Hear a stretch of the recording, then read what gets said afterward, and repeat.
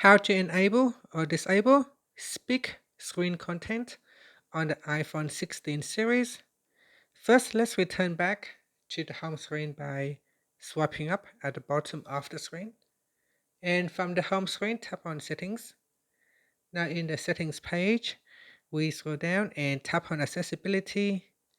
Next, go down and tap on Spoken Content. Then tap on Speak Screen. Tap on the toggle button to turn it off or switch it on.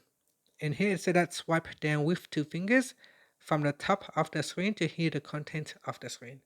So let's try it out. I will open up my Safari browser and I pull down from the top of the screen with two fingers. Wiki Ladders is a game where you open two random articles and try to get from the first to the second. Once you have succeeded, you can tap on the next button or the previous button to read the previous paragraph or the next paragraph. you can go back to try. And that's it. You can also close the spoken content, the toolbox. And that's it. Finally, we can swipe up to return back to the home screen. So that is how you can turn it on or switch it off. Finally, go back to your home screen by swiping up at the bottom. Thank you for watching this video.